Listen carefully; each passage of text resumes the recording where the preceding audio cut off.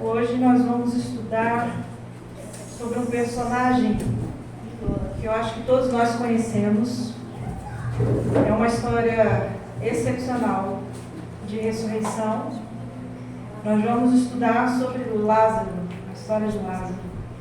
E eu escolhi como título da pregação de hoje: O propósito de Deus se escreve em páginas em branco. Vamos abrir nossas Bíblias em João, capítulo 11, versículo, vamos ler de 1 a 3. Quem achar e puder ler, eu agradeço, viu? João 11, versículo de 1 a 3.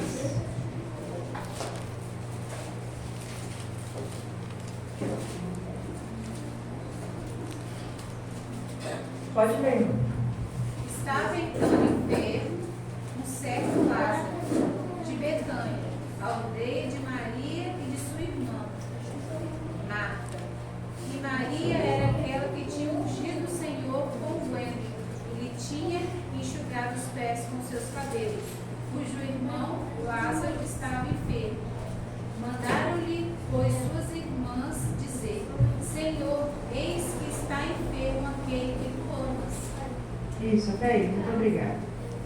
Aqui narra a história de um homem que era amigo de Jesus. Jesus, ele gostava de passar tempo naquela casa, com aquela família, né? E Lázaro adoeceu. A Bíblia não fala qual tipo de doença, mas diz que ele ficou doente. E eles estavam preocupados com a chegada de Jesus para que pudesse curar Lázaro e ele ficar são, né?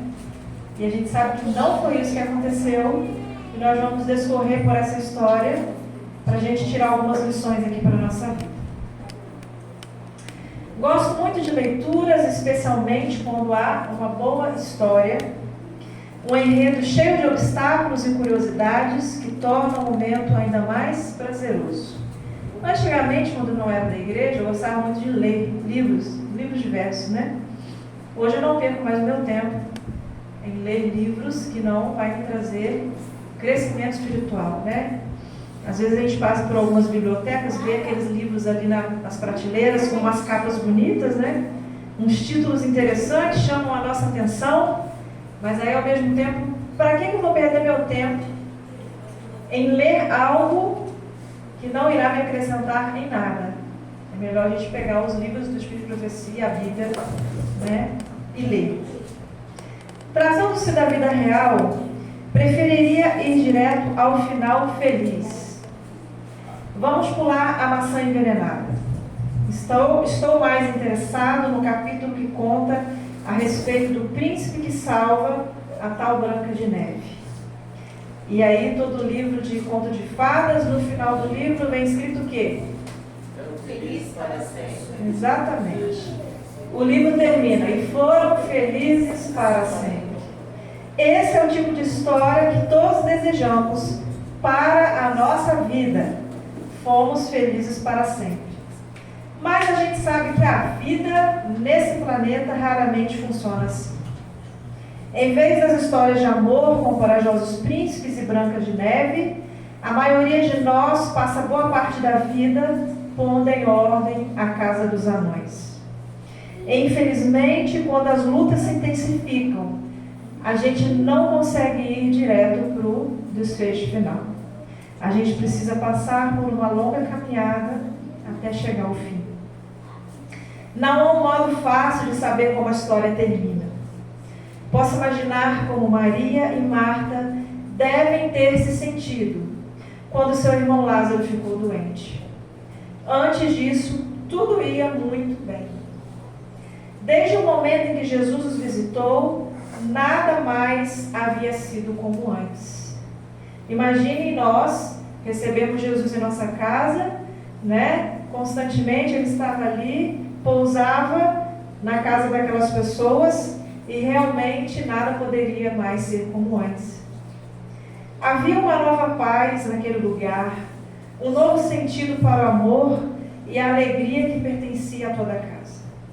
A passagem de Jesus por aquele lar em Betânia reescreveu completamente a história daquelas vidas. mas parecia que agora o enredo mudara. Talvez tudo tenha começado com uma febre, como normalmente se começa, né? O corpo começa a apresentar uma infecção, a febre aparece e as coisas tendem a piorar. Marta serviria para Lázaro uma canja de galinha, enquanto Maria se sentaria ao lado do irmão com um pano úmido para colocar em sua testa. Mas, como nós sabemos da história, foi isso que aconteceu? Não, a história não se deu dessa maneira. Lázaro não estava bem. A passagem de João 11:1 não apresenta detalhes sobre a doença, limitando-se a dizer que havia um homem chamado Lázaro que estava muito doente. Todavia, através dos relatos seguintes, percebemos que Lázaro deve ter sido um homem muito especial. Ele era afetuosamente amado, não apenas pelas irmãs, mas pelo próprio Jesus. Jesus amava ficar em companhia de Lázaro. O seu relacionamento com o Mestre deve ter sido excepcionalmente próximo. Lázaro não era um estranho, ele era amigo de Jesus. Posso imaginar a esperança a que elas se apegaram quando enviaram o mensageiro a Cristo. Havia uma certeza de que tudo ficaria bem. Mas Deus, Ele tinha outros planos para Lázaro e também para suas irmãs. Amém. Eles estavam inseridos em uma história maior do que aquela história que eles poderiam ver. Uma história com mais reviravoltas do que qualquer romancista poderia imaginar. Deus tem muito a nos ensinar enquanto nossa história se desenrola nessa vida. As reviravoltas e mudanças do enredo cotidiano são lições valiosas sobre quem Deus é, como Ele trabalha e como nós nos encaixamos na narrativa de Deus. Quem aqui nunca brincou com quebra-cabeça? Eu gostava muito de brincar de quebra-cabeça. E quando olhamos para as peças espalhadas, temos uma ideia de como ficará no final. Depois que a gente termina de montar, a gente sabe a figura que aparecerá ali. Mas, diferentemente disso, nos planos de Deus, nem tudo parecia ser como seria, né? E a vontade de Deus, ela nem sempre opera em linha reta. Isso significa que a conexão clara entre o ponto A nem sempre vai chegar ao ponto B. Nem sempre veremos um padrão naquilo que acontece conosco. Nem sempre veremos o plano de Deus para a nossa vida. Uma razão para isso é que Deus está imaginando uma glória maior do que a que nós sonhamos e planejamos para a nossa vida. Amém. Como Paulo explica em Romanos 8:28, lá ele escreveu: sabemos que todas as coisas contribuem juntamente para o bem daqueles que amam a Deus, daqueles que são chamados por seu decreto. É o decreto de Deus e não o nosso que sempre deve prevalecer. Ele está interessado não apenas na necessidade individual, mas também na necessidade do conjunto de seres humanos e sua natureza. Dessa forma, Deus une o meu bem-estar com o bem-estar do meu próximo, e o bem-estar de ambos com o bem-estar dos outros. As linhas do enredo das nossas histórias individuais são entrelaçadas para formar o plano principal de Deus. Nada é desperdiçado, nada é ignorado. Não há finais monótonos ou desvios de assunto. Cada linha da história recebe a sua maior atenção e o seu maior cuidado. Nossa história importa para Jesus, assim como as histórias de Maria, de Marta e de Lázaro foram também importantes para ele. Ele sempre tem o quadro completo na mente, enquanto manuseia a história das nossas vidas. Ele conhece o começo e o fim, e ele trabalha corretamente para que esse fim seja glorioso. Dessa forma, Não fique surpreso se o seu enredo pessoal não caminha como planejado, como o nosso planejado. Na vida a gente faz tantos planos, né? Quando a gente é criança, eu quero estudar. Geralmente as crianças querem ser médicos, né? A maioria delas. Eu quero fazer faculdade, quero fazer medicina, ou quero ser outra profissão, ter outra profissão. E aí eu vou ser adulto, vou trabalhar, vou ter minha casa. Aqueles planos que a gente faz, né? E muitas das vezes os planos não ocorrem como a gente imagina. Existe um desvio de percurso no meio dessa caminhada nossa nessa terra. Não fique aborrecido quando o ponto A não levar você automaticamente ao ponto B que você queria. Deus possui o controle de tudo. Satanás faz o que pode para colocar tudo a perder em nossa vida. Mas Deus, Ele neutraliza as manobras diabólicas com o seu movimento, com um único movimento. A gente sabe que nas regiões espirituais existe uma guerra constante, uma batalha, né, pela nossa vida, pela nossa salvação. Consigo ouvir Satanás rindo enquanto ele planeja uma mudança diabólica no enredo da nossa vida. Está bem, diz Deus, eu vou dar um jeito.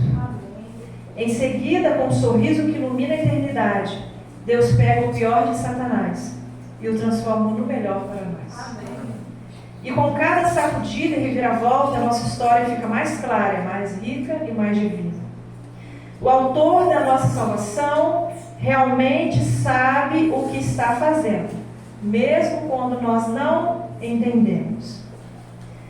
Quando Deus deu a José o sonho da lua e das estrelas inclinando diante dele, o rapaz percebeu que havia grandes coisas guardadas para si. Ele não esperava uma viagem para o Egito. Ele não esperava ser vendido pelos irmãos, ser escravo e a humilhação que sofreria. Mas o plano de Deus era muito maior do que qualquer coisa que José poderia imaginar. E eu fiquei pensando nessa história de José. Se fosse nós, o que a gente pensaria de Deus? Como nós agiríamos? Os meus próprios irmãos me venderam e eu fui para um lugar que eu não conheço, longe da minha família. Sofri humilhação, fui castigado, fui acusado, né, de maneira indigna. José ele não foi imediatamente liberto do cativeiro. Se passaram algum tempo ali, para que depois Deus o exaltasse. Mas Deus, ele tinha um plano na vida de José. Através de José, toda aquela nação e a família dele foi salva da fome. Quando Daniel foi jogado na cova dos leões, ele pensou estar prestes a virar comida dos felinos. Lógico, um monte de leão com fome. A pessoa é jogada lá dentro. Vai fazer o que os leões vão fazer? Vai virar comida de leão, né? Ele não tinha ideia de que seu resgate serviria como catalisador para a conversão de uma nação. Eu achei interessante que isso foi falado na lição aqui hoje, mais cedo, né? A história de Daniel. Uma nação se converteu por causa do testemunho e do que Deus fez na vida dele. Mas Deus tinha um plano. Deus, ele sempre tem um plano. Mas esse plano pode não seguir a nossa lógica humana. Porque a Bíblia diz que há caminhos que aos nossos olhos parecem caminhos perfeitos. Mas para Deus, eles são caminhos de quê? São caminhos de morte. De fato, pode parecer às vezes que vai contra tudo o que acreditamos sobre Deus. O problema mais difícil que enfrento como cristão é o que fazer quando Deus não age da forma que eu espero. Quando Deus sai da linha e não opera de forma como eu acho que Ele deveria operar. Mas voltemos para a história de Lázaro. Por que Jesus permitiria que uma tristeza tão grande chegasse àquela casa? Uma casa onde o acolheu tão bem. Por que ele negaria o seu poder para curar, quando já havia curado tantas pessoas antes? E ele não iria curar o seu amigo próximo. Esses não são assuntos fáceis de entender. Nós temos apenas uma promessa: Deus limpará dos nossos olhos toda lágrima. Ali não haverá mais morte, nem pranto, nem clamor, nem a dor, porque as primeiras coisas deste mundo já terão passado. Pelo fato de vivermos nesse mundo, é natural que as tribulações elas venham e toquem a nossa vida. É simplesmente um fato, igualmente para cristãos e também para não cristãos. Todos sofrem, todos adoecem, todos morrem, né? A Bíblia diz que Deus coloca o sol sobre o ímpio e sobre o filho dele, né? De igual modo. Porém, nós que somos cristãos, nós não fugimos da vida, nós a sobrepujamos. Lá em Romanos diz que, mas em todas essas coisas que nos advêm, nós somos mais do que vencedores, por meio daquele que nos amou. Amém. Embora a vida possa se abalar e se agitar, há uma verdade sólida como a rocha. Em João 11:5 diz assim: ora, Jesus amava Marta, sua irmã e Lázaro. O amor de Cristo é um amor ao qual podemos nos agarrar, porque Ele é o único amor que irá nos sustentar. Embora não consigamos entender os métodos divinos, os métodos de Cristo, isso não muda o fato de que Deus é amor, mesmo quando esse amor ele parece vir tarde demais.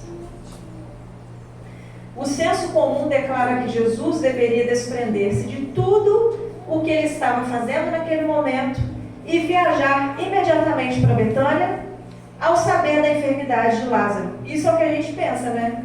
Poxa, por que Jesus não parou de fazer o que estava fazendo e foi imediatamente curar Lázaro? Em vez disso, quando as más notícias chegaram, ele ficou ainda 2 dias no lugar onde ele estava. Aos olhos humanos, nós poderíamos pensar, mas Jesus não se importava, né, com o que estava acontecendo. Que amizade era essa, né? Se a gente tivesse um amigo assim, né, íntimo, né, talvez nós pensaríamos dessa maneira: que amigo é esse? Não quero saber desse amigo mais não. Em retrospecto, podemos ver os propósitos de Deus nessa demora, porque nós sabemos, no final da história, que tudo acabou bem. Mas o que Maria e Marta pensaram naquele momento? O que os discípulos de Jesus pensaram? E o que acontece com a minha vida e com a sua vida? O que fazemos quando Deus ele não age ou se move do modo como pensamos que ele deveria agir? Pense que, embora não seja possível compreendermos inteiramente, porque o amor de Deus às vezes tarda, nós podemos descansar, certos de que esse amor está sempre trabalhando. A rapidez do agir divino não pode ser medida pelas horas do nosso relógio e nem pelo calendário humano. Talvez Deus não haja conforme nossos horários, mas Ele sabe a hora certa de agir. Amém. Em outras palavras, não devemos nos atormentar, mesmo quando parece que a esperança morreu, assim como Lázaro. Nós somos capazes de ver o fim da história, nós não somos capazes de ver o fim da história, mas podemos confiar em quem conta a nossa história, que é Deus.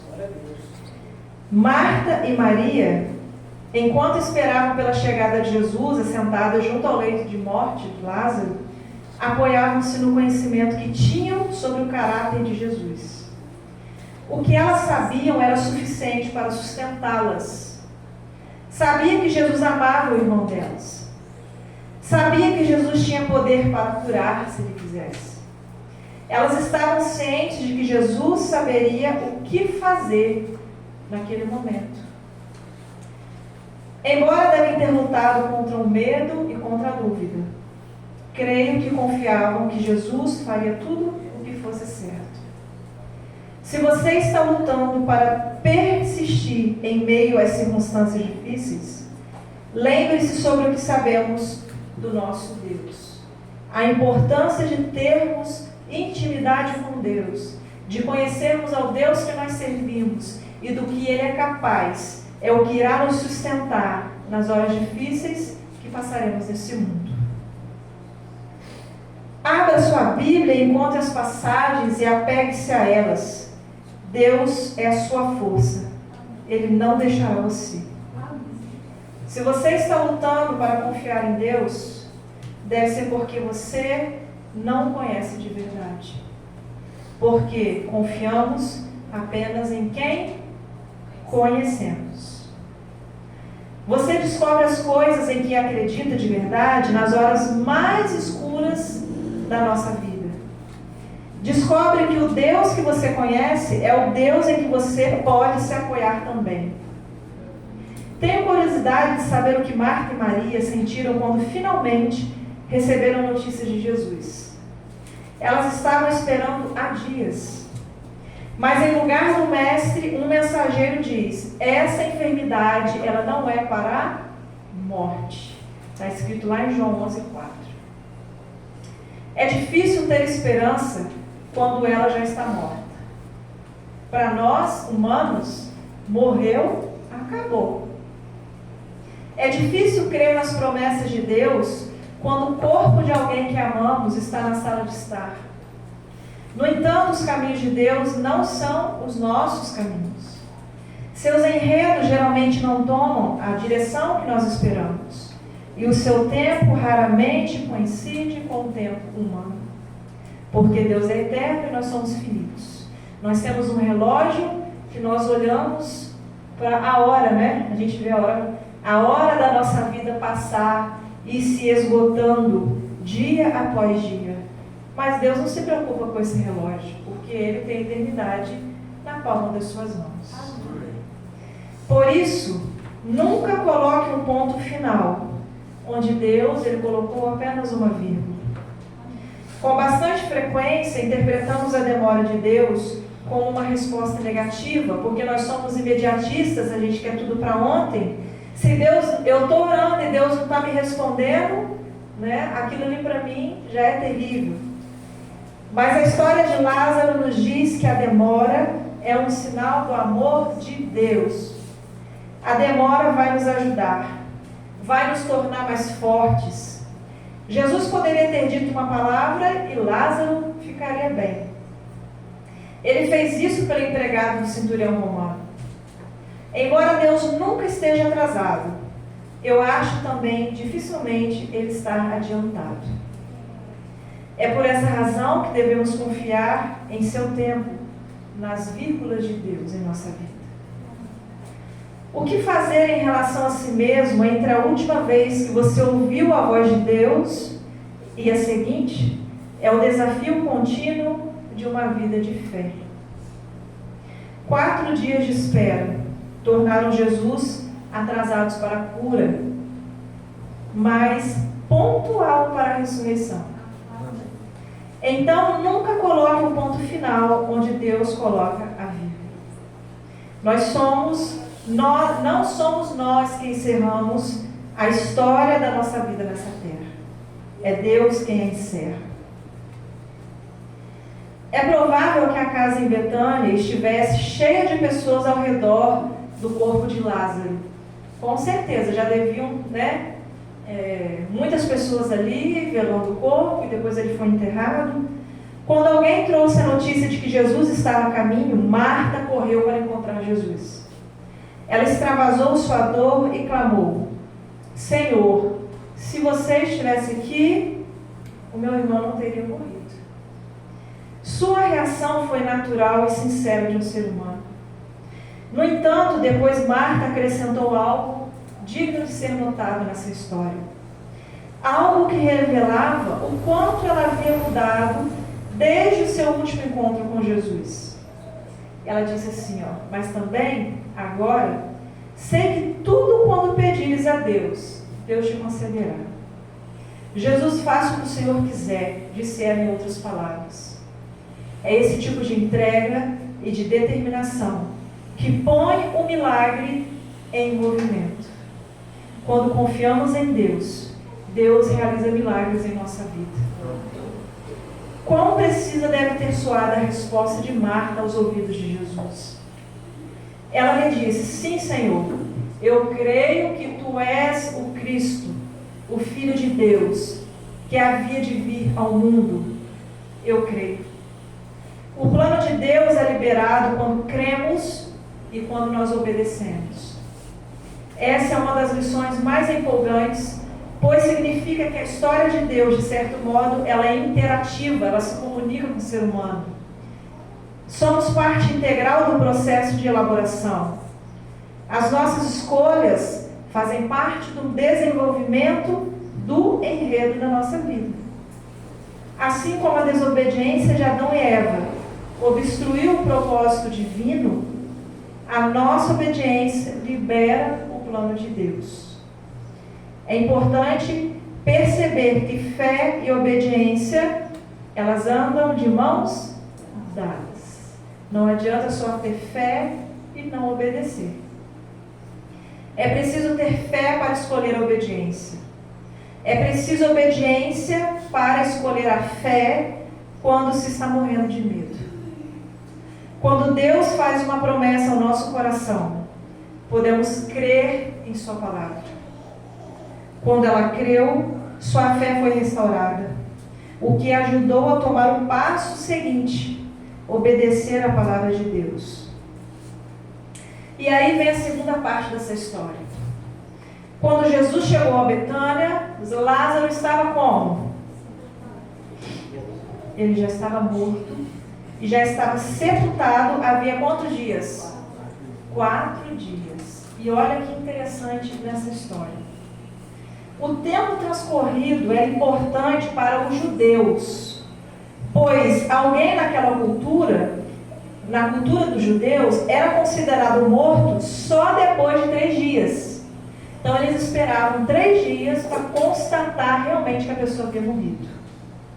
Por outro lado, os saduceus criam que a vida na terra era tudo o que existia. Não havia ressurreição, não havia vida após a morte, nada disso. Os fariseus acreditavam na imortalidade da alma, mas nenhuma seita entendia o conceito de ressurreição. Eles não acreditavam nisso, eles não sabiam o que era isso. Ficamos sensibilizados quando lemos a resposta de Marta: Senhor, ele já cheira mal, porque nós sabemos que com 4 dias o corpo já está em decomposição, né? Quando a Bíblia fala que Jesus não viu, eu esqueci a palavra que é utilizada lá na Bíblia, Jesus, o corpo de Jesus não viu, eu esqueci, depois se eu lembrar eu falo, se alguém lembrar aí, a corrupção, isso. Essa corrupção aí significa justamente o apodrecimento do corpo, porque Jesus ficou, né, e ressuscitou no 3º dia. Marta ousou dizer o que todos estavam pensando, mas não tinham coragem de falar. Mas ela falou: Senhor, meu irmão já cheira mal, já está podre. Havia um cadáver atrás daquela pedra. Ela não estava entendendo, e também ninguém que estava ali estava entendendo o que aconteceria. Mas porque Jesus quis abrir o sepulcro de um homem morto há 4 dias. Será porque ele estava querendo abrir aquele sepulcro? Seria para prestar as últimas homenagens pelo fato dele aparentemente ter chegado atrasado? Observe, Marta tinha fé no que poderia ter acontecido no passado, quando ela fala: se o Senhor estivesse aqui, meu irmão não teria morrido. Ela tinha fé no que iria acontecer no futuro, quando ela diz: eu sei que há de ressuscitar na ressurreição do último dia. Entretanto, Marta precisava ter fé no que estava acontecendo naquele momento. Jesus respondeu: eu não lhe disse que se você crer, você verá a revelação do poder glorioso de Deus? É a mesma pergunta que Jesus nos faz hoje. Você vai crer? A resposta de fé proferida por Marta foi rápida. Tiram, pois, a pedra.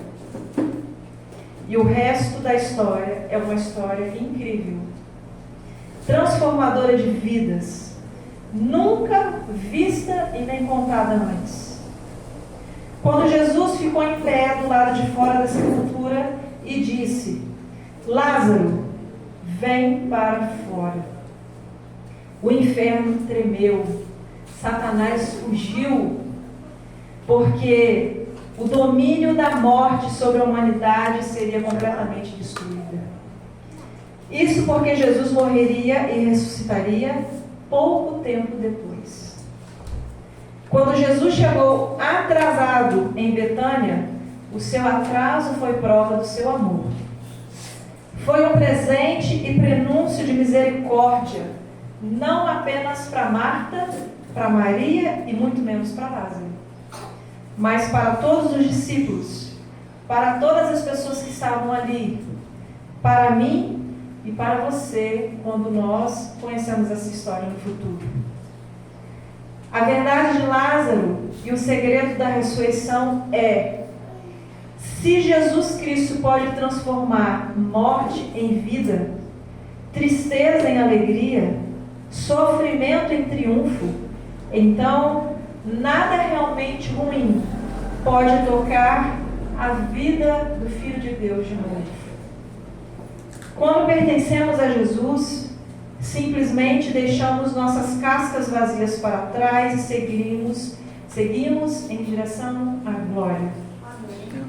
E aí podemos repetir aquele versículo: onde está a morte o teu aguilhão? Onde está o inferno a tua vitória? Às vezes, a história das nossas vidas parece um episódio doloroso após o outro. Tem gente nessa vida que sofre tanto. Vocês já pararam para pensar? A gente estava estudando a lição ali e eu comecei a pensar, sobre o rico e o pobre. Tem gente que luta a vida toda, para ter alguma coisa na vida, ele está sempre naquilo ali, nunca consegue nada, um sofrimento, passa dificuldade, passa necessidade, vai até o fim da vida naquilo ali. E já tem outros que muitas vezes nascem no berço de ouro, já cai tudo de mão beijada, ele não precisa fazer esforço nenhum. Vive uma vida regalada, uma vida com dinheiro, uma vida com usura.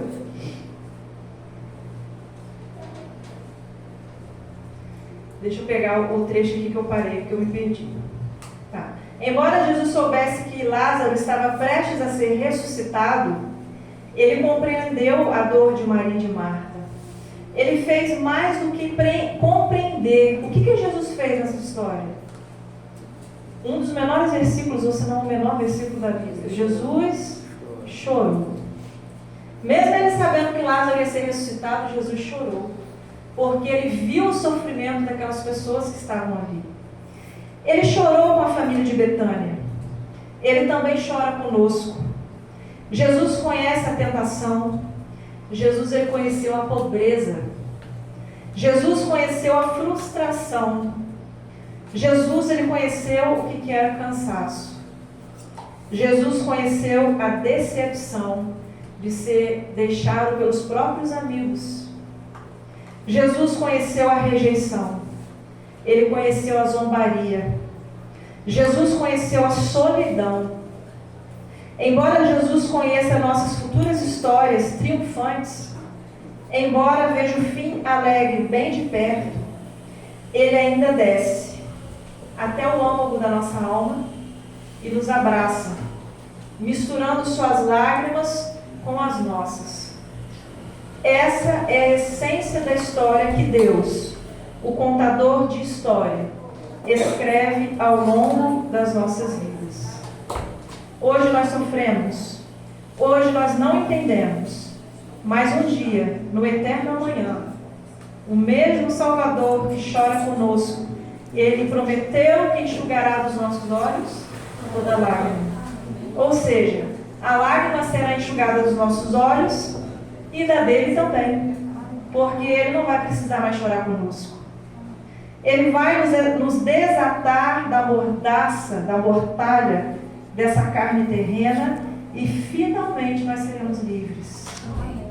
Um dia, todos os pedaços que são espalhados por este mundo, na nossa história, vão se juntar no lugar certo. E de repente, vamos entender que a mão de Deus esteve sobre nós o tempo todo. Toda tragédia, toda escuridão será tragada instantaneamente pelo triunfo da volta de Jesus. Num abrir e fechar, num fechar e abrir de olhos. É o amor do nosso mestre, contador de histórias, que fará isso. Você já se pegou agarrado à caneta, não permitindo que Deus escrevesse nas páginas da sua vida? Tem gente que gosta de dar o jeitinho brasileiro, né? Nossa, Deus está demorando muito para me responder. Ah, não está saindo como eu queria. Aí eu vou lá, pego a caneta e começo a escrever eu mesmo, né? Eu vou fazer desse jeito aqui para ajudar Deus, para poder andar mais rápido, para dar um jeito que vai dar certo. E dá certo? Não. Dá tudo errado. E aí, quando dá tudo errado, a gente vai correr para quem? A gente vai correr para Deus, para tentar consertar o que a gente fez de errado. O Senhor Deus é infinitamente gentil e paciente conosco. Irmãos, se Deus não fosse paciente, esse planeta Terra já tinha virado fumaça. Se Deus tivesse a nossa paciência que a gente tem com o nosso próximo, nós não estaríamos mais aqui. Aprenderemos com Cristo se permitirmos que Ele seja o autor da nossa história. Desejamos um roteiro para nossas vidas e quando Deus não produz do modo imediato, sentamos para escrever o nosso próprio roteiro. Preciso saber, dizemos a nós mesmos. E não, responde Deus. Você precisa confiar em mim. Se este é o seu desafio, eis aqui as sugestões finais de Deus para a tua vida e para a minha vida. Peça disposição a Deus. Às vezes, esse é o primeiro passo necessário. Se você não consegue dispor de boa vontade para entregar o controle a Deus, ore antes por uma mudança de postura, porque Deus Ele pode nos mudar. Reconheça que você tem um adversário. A última coisa que Satanás deseja é que você entregue totalmente a sua vida a Deus. Amém. Ore pedindo forças e sabedoria para não ouvir as mentiras de Satanás. Ceda uma parte de cada vez. Muitas vezes não abrimos mão do controle da nossa história, pois nós ficamos receosos quanto a possíveis mudanças drásticas para as quais nós não estamos preparados. Mas Deus, em sua bondade, nos conduz em um passo que conseguimos acompanhar. Nada é fora de tempo, sempre é o nosso passo. Se simplesmente obedecermos ao que Deus nos pede em determinados momentos da nossa vida, Ele nos guiará ao próximo passo, quando estivermos prontos. Permita ao contador de histórias escrever a sua história em páginas em branco, não em páginas onde você já tem escrito algo. Né? Eu cheguei aqui na igreja e vi essa imagem aí. Né? Eu fiquei observando. Ali conta a história do povo do Advento. Né? Se a gente observar os detalhes, o povo que viveu no passado, que lutou em prol dessa verdade que chegou até nós, né? Que nós temos hoje para que nós conhecêssemos. A gente vê uma das visões que a irmã White teve ali do caminho estreito. Pessoas caindo pelo caminho porque desistiram da fé. E a gente, quem já leu o livro, né? Ela vai narrando lá que esse caminho vai ficando cada vez mais estreito. Ao nos aproximarmos do fim da história desse planeta, esse caminho, ele vai se apertar de tal maneira que só teremos uma corda para nos agarrar. Nós teremos que ter deixado tudo que diz respeito ao mundo para podermos chegar no final, na glória eterna, na vida eterna ao lado de Cristo. Mas Jesus estará lá.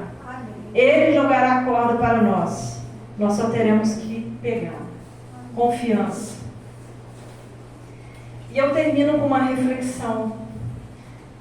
Essa reflexão aqui, eu coloquei é uma reflexão que aparece no final de um filme evangélico que nós assistimos em casa. Foi muito bonito.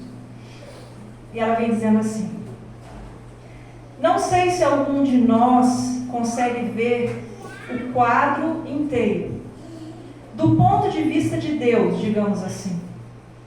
É como se fôssemos crianças sentadas no chão, olhando a parte de trás de um tapete que está sendo tecido. Aos nossos olhos, às vezes parece feio. Nós estamos do lado contrário do tapete, tá? É um amontoado de cores e nada faz muito sentido para a gente. Mas um dia, irmãos, não estaremos mais sentados no chão.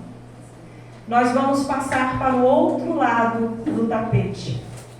E a genialidade da obra de Deus vai se tornar clara. E no centro de tudo vamos encontrar a cruz. E naquele imenso tapete também vemos aquele filamento único. O único daquele tipo, o único daquela cor, que a nossa vida adicionou à obra. Aquele filamento único, que sem ele tudo seria de alguma forma incompleto. Pessoalmente, não vejo a hora de ver a obra-prima do Senhor. Amém. Um dia, nós estaremos sentados do lado real do tapete. E o que hoje a gente vê tecido como emaranhado na nossa vida, a gente vai poder entender que aquele filamento único, ele é importante estar ali para poder fazer parte da obra de Deus. Né? E terminando com o versículo de Abacuque, antes de nós orarmos, Abacuque 3 diz assim: porque ainda que a figueira não floresça, nem haja fruto na vide, o produto da oliveira minta, e os campos não produzam mais mantimento, as ovelhas da malhada sejam arrebatadas, e nos currais não hajam mais vacas. Todavia, eu me alegrarei no Senhor, exultarei no Deus da minha salvação. Amém. Jeová, o Senhor, é minha força, e fará os meus pés como das servas, e me fará andar sobre as minhas alturas. Amém. Vamos orar?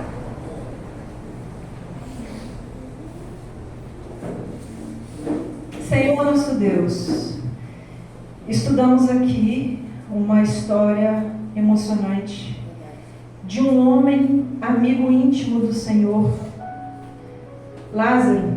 A Bíblia nos conta que o Senhor tinha uma amizade profunda com essa pessoa. E aos olhos humanos, o que a gente vê como uma possível demora, onde esse homem veio falecer, a gente pôde entender que foi a graça e a misericórdia de Deus que fez com que o Senhor aparecesse no tempo oportuno, no tempo certo. Porque o Senhor deu testemunho ao mundo todo da ressurreição. O Senhor pode mostrar para as pessoas de que o Senhor é o dono da vida. O Senhor é o dono que transforma vidas, que realiza milagres. E nós te pedimos nessa manhã. Nós somos fracos, medrosos. Às vezes acontecem coisas em nossa vida que nós ficamos com medo. Nós não sabemos esperar a resposta do Senhor. Que o Senhor trabalhe isso em nós. Que nós possamos lembrar dessa história. E que nós não venhamos a desistir diante dos desafios. Por pior que eles estejam, por mais difíceis que aos nossos olhos não tenham solução, que nós possamos lembrar da história de Lázaro. Houve solução. E se o Senhor ressuscita mortos, o Senhor pode fazer qualquer coisa em nossa vida. Amém. Nós te agradecemos porque o Senhor é o Deus que tudo pode. Amém. É o Deus que cuida de nós. Nós confiamos em Ti e esperamos ansiosos pela nossa salvação, pelo dia da Tua volta, pela aquela manhã gloriosa, manhã radiosa, onde nós estaremos prontos para irmos morar eternamente ao Seu lado. Amém. Nós te agradecemos por tudo, em Seu nome. Amém.